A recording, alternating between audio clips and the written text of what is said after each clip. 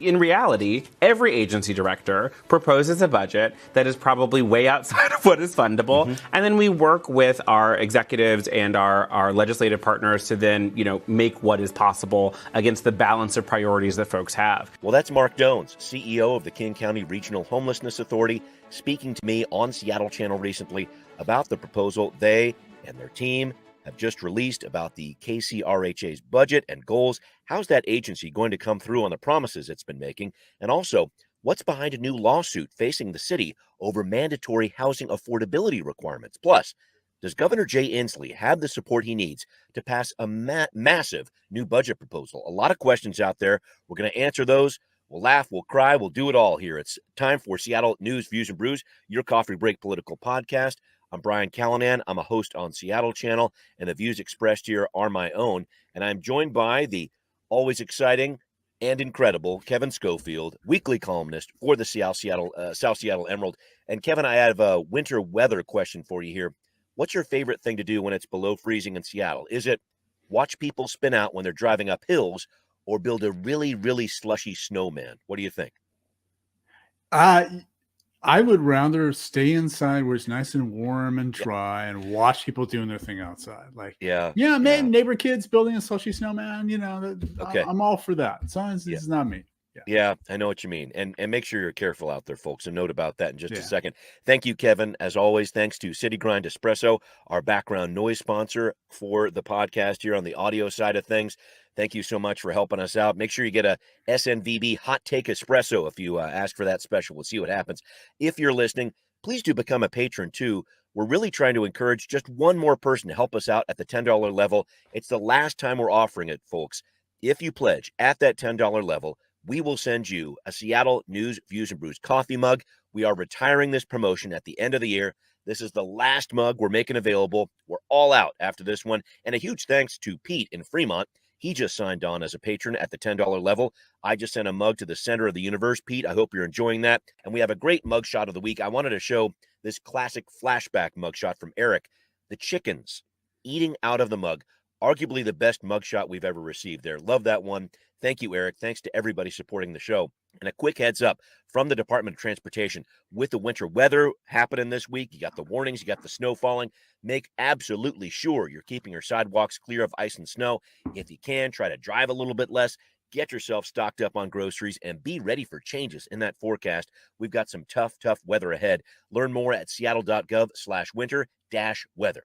All right, all y'all, it's time for Right Here, Right Now.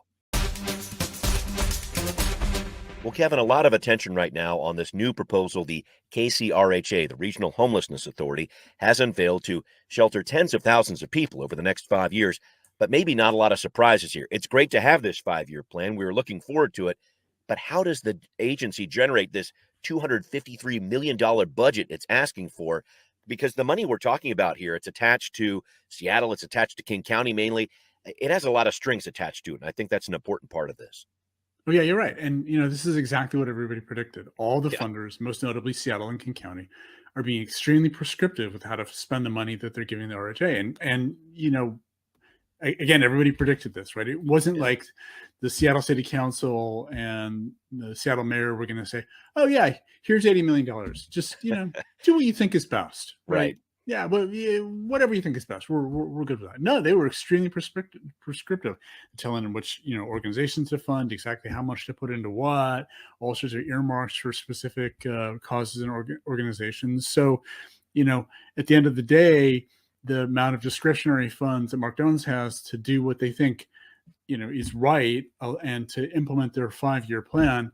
There's almost nothing, right? They're going to have to go look for they're going to have to get new funding with no strings attached from federal government, which has its own funding with strings attached, or the state government, which, is going to do the same thing, or, convince Seattle and King County not to be completely prescriptive with their funding. Good luck with that. Yeah, right? No, I've seen some of these headlines here about President Biden talking about investing some more money into homelessness over the next couple of years, but I am trying to think of that next piece. Is there any chance that KCRHA, for example, could get more funding from the state? We're going to touch on the governor's budget in just a couple minutes here, but do you see the state lawmakers possibly helping out with this effort? Oh, yeah, I think that's very likely, but it's a big state, and homelessness is a problem everywhere. right? Yeah. King County is the largest county in the state, but at the same time, King County and Seattle don't control all the legislators, right? No. They're all going to want a piece of a big pot of money that's going towards homelessness, and rightfully so. But again, it's a problem Yeah. throughout the state. Yeah. Right. Statewide problem for sure.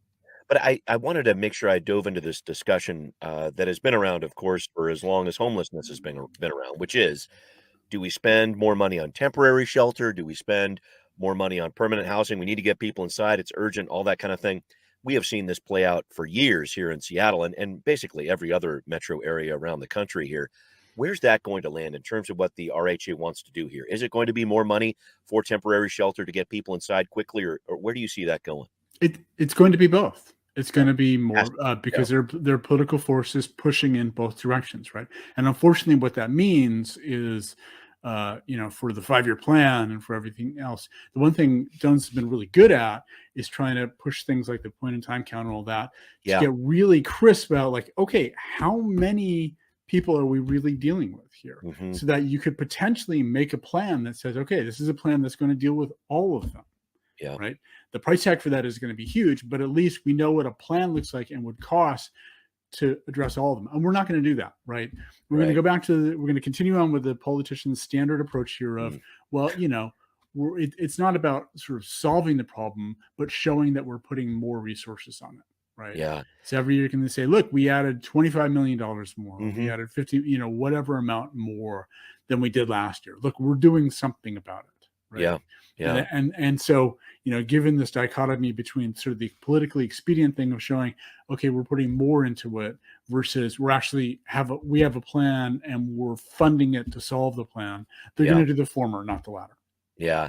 It's interesting to see this because we're supposed to hear more about where some of these budget dollars are going to be coming from next month. But I'm really interested to watch how this plays out because I don't know. You've got these city funders, you got these county funders, you got these state funders there, and I just don't know if enough has been proven with the RHA. Do they have that data you're talking about? Because I've actually heard some rumblings that they might not end up doing the point in time count for 2023. It's not something that HUD, the Housing and Urban Development on the federal level, requires every year. It's every 2 years. They might take a year off. I'm really interested to see what happens over the next month here and what sort of data they're going to present that says, hey, this is the funding we need. Do you have any thoughts about that? Questions about that? Well, the point in time count, as it's been done, does not deliver very accurate information. Yeah, that's a good point. And the King County RHA has been good about pointing that out and saying, hey, let's not do the thing that doesn't give us very good information. Right. They've been very high level about their own approach to how to gather this information. They come up with, big stats. You probably saw they just recently said over 60,000 people, I think it's 66,000 people over the course of 2022 have experienced homelessness at some point. Right. Which, just to be clear, is distinct from saying at any given point in time, there are 66,000 people who all are homeless. Different. There could be somebody, people who come in and out of homelessness or homeless for, 2 weeks over the course of the year.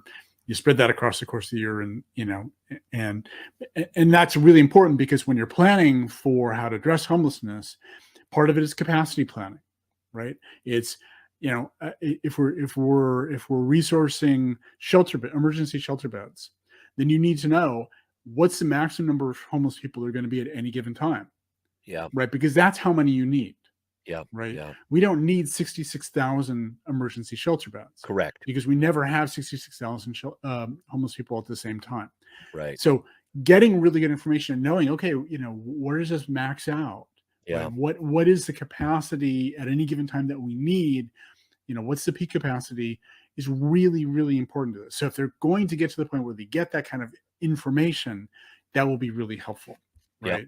Yep. The 66,000 number is interesting in one sense, but doesn't really help for a lot of the real logistical planning they need to do.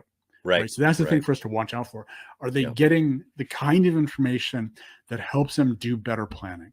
Yep. That's going to be fascinating to watch over the next couple of weeks here, and the dollars are going to be flying, or maybe they won't. I think that's going to be something to keep track of. I did want to move along the housing spectrum with you, if I could, Kevin. An interesting legal case for the city of Seattle getting sued over its mandatory housing affordability program, MHA. Anita and Vance Adams, they're from the Central District. They're filing this suit.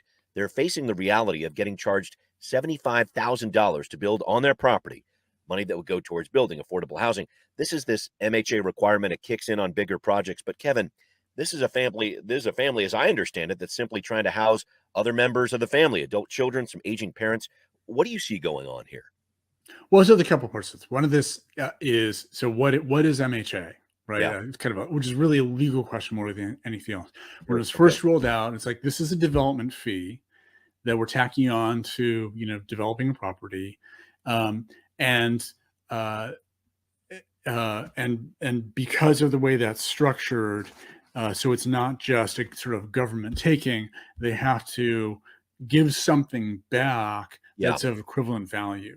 So what they decided to do is the give back is increase the zoning capacity on properties. Right. So they did this, this piece by piece around the city, upzone, literally, to give more capacity to basically be the compensation for the fee.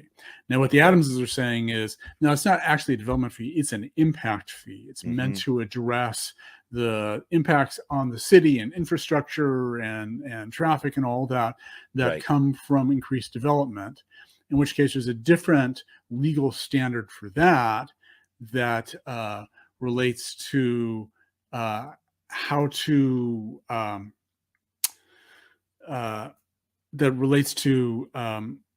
how big an impact fee can be and what the money is used for. Okay. And the law says that an impact fee has to be tied to an actual measurement of the impact that it's having.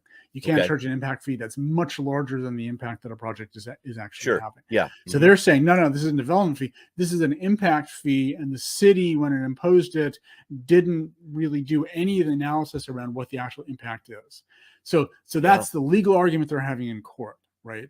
Right. The problem that the Adamses are having with this is they're in a catch-22. Right. They want to know, the city is saying, it's probably going to be like a $77,000 fee. And there's a possibility they could get it waived, right? Because they're just trying to they're just trying to build some extra units in their backyard to house more family members, right? They're not trying to create a whole new apartment complex. Right. But they actually have to apply for the permit to kind of get things going. That's where it gets a little crazy. And to apply for the permit, they have to have architectural fees. So before they spend several tens of $1,000s to go get an architect to develop the whole plan and architectural, diagrams and all that stuff for them, they want to know whether it's going to be possible to get a waiver on this $77,000 fee. Because if they have to pay the $77,000, it's not going to be an affordable project for them. Right? They're not going to be able to do it.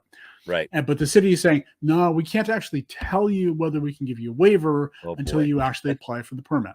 So they're stuck either way if they go forward with this. And I just, in looking at this, Kevin, does it help with this concept, or I guess provide any answers to this question of, is MHA working? Because I think this family is kind of drawing that issue out. They're saying, well, we're still getting gentrified in different neighborhoods like the Central District. Is MHA really doing what it said it would do? Because a lot of times when these new different townhomes, et cetera, come in, they are more expensive. They don't necessarily cater to the people who are still in the neighborhood there. And these traditionally Black neighborhoods, like where the Adamses are, they're not as Black these days. I mean, that's the fact of the matter. Do you think about that larger issue of, is MHA working? Yeah, it's a good question. And so at the simplest level, is MHA bringing in money to be put in affordable housing projects? Yes, absolutely it is. It is. Yep. And there's an annual report that's put out every year that shows that, there's money coming in. And the city is trying to spread that money around the city. There's a kind of squishy requirement in MHA when it was passed saying that funds raised from kind of generally a neighborhood have to go back into that neighborhood, at least if people are paying, fees in lieu of actually building out the affordable units themselves. Right. Right.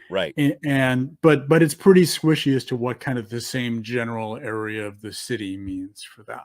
But it's a big city and they have to spread the stuff around all over the place. Sure. And particularly if, a lot of the MHA fees are coming from downtown. Where the big projects are, right? That's where the big fees are coming in, which means a lot of those funds have to go back into those areas. And at the same time, it still takes years to get the permits done and to get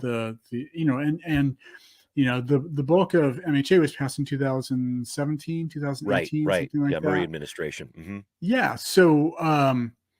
Uh, so, and then with the pandemic in the middle of that, some projects got delayed. So, Yeah. MHA projects are being built right now. Right? Yeah. And it's more MHA money that's come in that is being distributed out to more projects right now.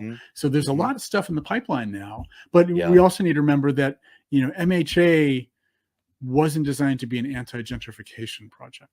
That's Right? true. Yeah. It's an affordable housing project. Right. Mm-hmm.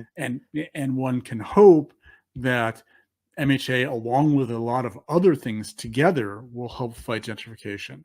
But you can't look at MHA alone and say, oh, that's the thing that's going to solve gentrification. It's not going to do that, right? It's not at the scale to be able to do that. Right. Great observation. Thank you for that, Kevin. All right. Up next, Governor Inslee's budget proposal has a lot to say about affordable housing, and you might need to vote on a part of this too. We're going to explain on Now Hear This. Well, Governor Jay Inslee laid out his annual state budget proposal last week with a heavy emphasis on housing. He noted that in the past 10 years, we've grown in Washington state by 1 million people in population terms, but we only have 315,000 housing units that have been built over that course of time. Homelessness definitely on everybody's mind here, and the governor says the only way to make a dent in that is to increase housing supply. We cannot fix homelessness unless we build more housing. And unfortunately, the market conditions exist that the private market will not produce the housing units we need to actually house the people who live in the state of Washington. Okay, so Kevin, there's a piece to this where voters are going to be asked to support parts of this proposal. I want to put that on hold for just a second here. I'm trying to figure out what happens now. We've got this $70 billion proposal from the governor. Legislature just a few weeks out from starting up its session. So what happens at this point? Well, so it's going to go to legislature, which will rewrite it or potentially discard it entirely. Right. And again, as we talked about earlier, the legislators are all going to want to have a piece of this to go to their own district. Right. So, it's a lot of money for the state, and it's going to get distributed across the state. And in some counties, in some legislative districts, it's going to end up as a small piece of money, and others is going to end up hopefully with a bigger piece of money. And so far, there's no guidance as to where the housing will go. That will be up to legislature to write. They're certainly not going to leave that up to the Inslee administration to figure out, exactly how to distribute the funds, because there are needs across the state. Yeah. And even within King County, there's going to be fighting because there's homelessness, in every city and town and in unincorporated King County. Oh yeah. Right. So it's going to take a lot of negotiating to divvy it up in a way that will garner a majority vote in the legislature come January when this comes up. And then there's the tug of war, as we talked about earlier, between emergency housing and permanent housing. Right. Because Inslee intends for this money to go to both of those. Right. Yeah. So how much do you put towards, and money will go to both of them. How much do you put towards the short-term thing that will reduce, visible homelessness, and the long-term thing that will kind of be part of the longer-term solution for that. And let me move to the voter side of this. The governor talking about a statewide housing ballot measure. It would not add new taxes, but it would raise the state's debt limit by $4 billion. What's this all about? Right. So the governor wants to basically issue bonds, wants to borrow money in order to pay for this. And that's a common thing to do at every level of government. It's kind of think of it as a cash flow thing, right? They want the money up front so that they can get going and building all the housing now. And they have, enough guaranteed revenue streams that they can pay the debt service on this for, 20, 25, 30 years going out, right? So they want to be able to issue a bunch of bonds so they don't have to do it, trickle it out in small pieces over 20 years. That's a good thing to do. But the state is hitting up on its debt limit right now. So in order to be able to raise the state's debt limit to be able to go do this, they have to pass a voter initiative. So we will see that come through. Yep. Yeah, we will. And I have to say, I'm also keeping a really close eye on the capital gains tax, which funds a big part of this, potentially $70 billion budget from the governor here. And there's a chunk of it that's coming from these capital gains taxes. right in the middle of a legal challenge before the state Supreme Court. So stay tuned on this one. There's a lot happening, but we're kind of going housing happy on this week here, Kevin, because I did want to make sure a little bit more about what was happening with I-135 here in the city of Seattle. It's coming up, this vote in February 14th. This one, it's going to sneak up on us, but this is the deal. Here it comes. I-135. This is for social housing, creating a new housing development authority for public housing that would essentially be run by the renters who'd be in these housing units. Kevin, I find this fascinating because everybody supports the idea of affordable housing, but not all of our housing agencies are on the same page with this. The Housing Development Consortium definitely spoke out against this. They said, hey, we already have mechanisms to build affordable housing. Why do we need another agency? Let's break this down. What's I-135 all about? Where do you see this going? Yeah, so we actually have the Seattle Housing Authority right now. We have some other housing authorities at the county and state level that fund affordable housing. And as we talked about earlier, the money that they get, the funding they get, has strings attached to it. And the Seattle Housing Authority is mostly funded by HUD, the Federal Department of Housing and Urban Development. And their money, when it comes in, says that the housing they build has to be focused on lowest income folks, right? Usually, in many cases, like at least below 60% of annual median income, often lower than that, right? So that's where the Seattle Housing Authority's focus has been. This notion, the idea really behind this new social housing thing is that social housing is a different thing. And if you look at a place like Vienna, Austria, you see like a really good model for how social housing works, where they can build out housing at multiple price points, right?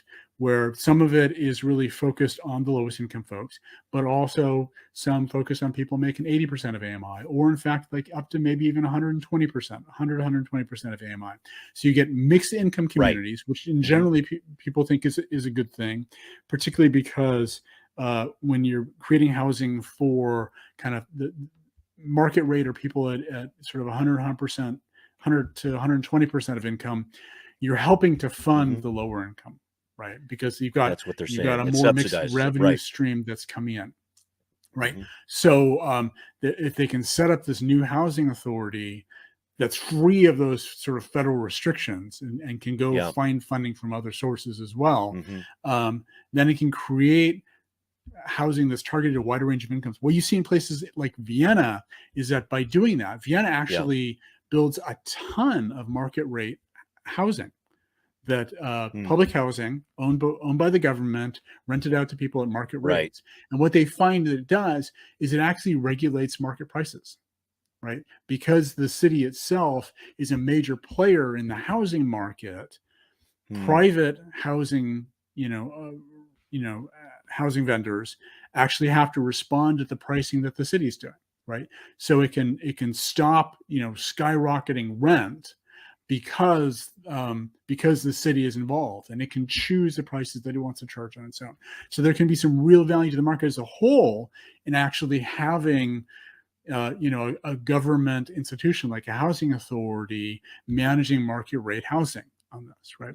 And the interesting part of the social housing model is that it's a self-governance model, right? That they could have a board led by renters who are actually managing this whole housing authority itself, and can have a say as to what projects get built, where they get built, what is the mix of rent prices that they're targeting in this, right? So it's not some nameless, faceless government bureaucracy. It's real renters that are actually running this thing. Right. I did want to ask that question about money, though, because people in Seattle, I know they vote yes on a lot of stuff, just about everything. But is there enough of a question about funding that this I-135 is going to stall out? Where do you see the vote going?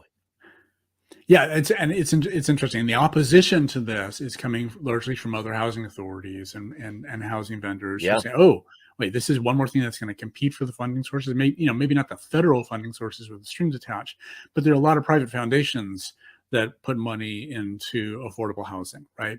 And so, will this mean less money or more competition for money for the more established organizations that are going after those affordable housing dollars, right? That's where the opposition is coming from this. So, how will this play out?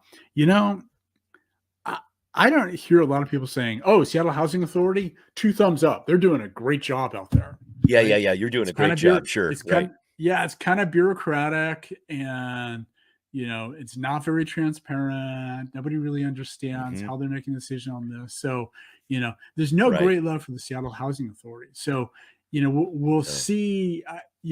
We'll see how the PR plays out over the next couple of months. Yeah. As we get closer to this election, and and the campaigns, yes and no ramp up around this.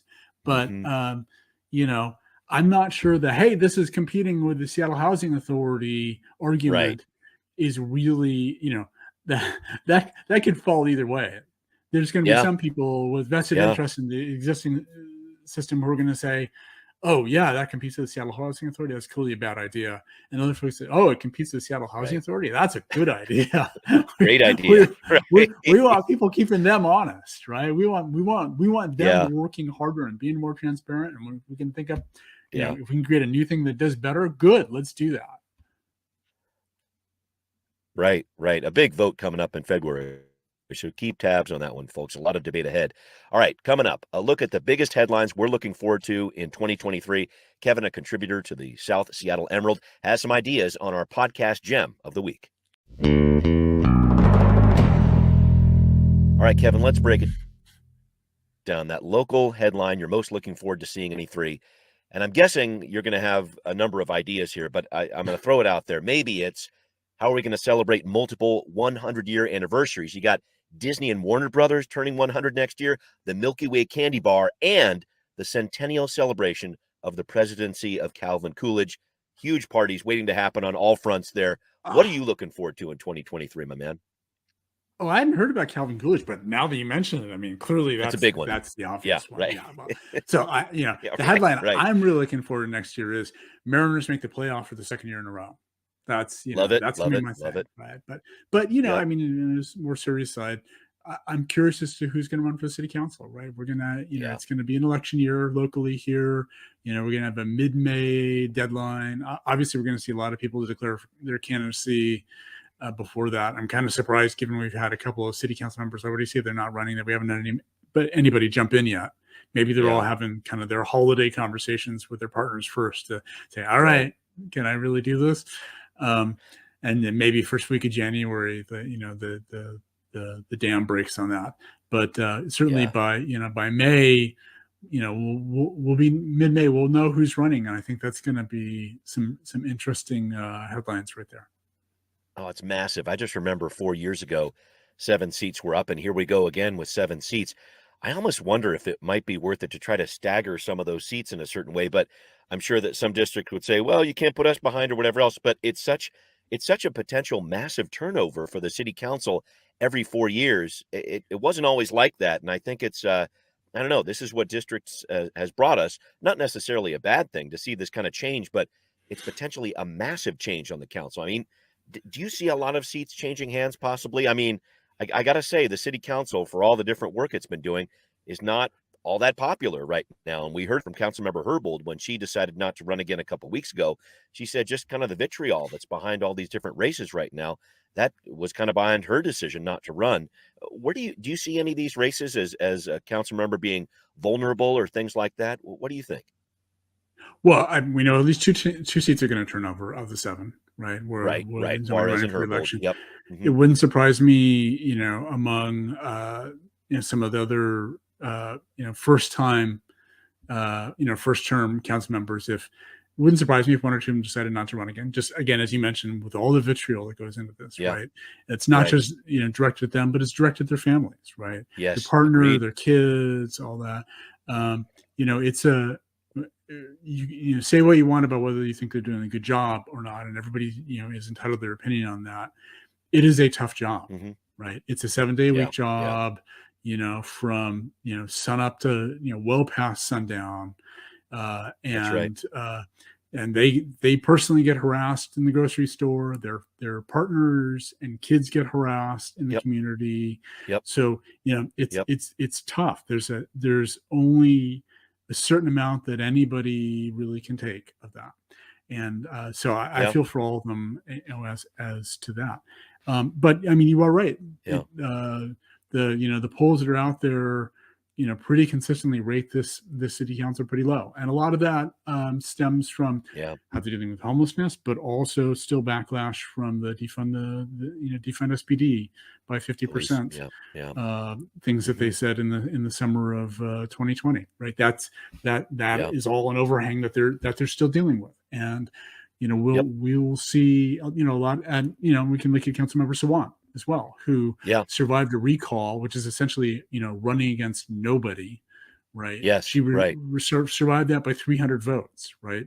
Yeah, if she ends up running much. against somebody who's pretty popular and has a a good resume, she could be in trouble with this or not. I mean, and then on top of all that, we've got redistricting around this, right? Where we've changed the shape of a bunch of these districts, and that's going to change the math around some of them as well. Yeah, a lot to look forward to here, Kevin.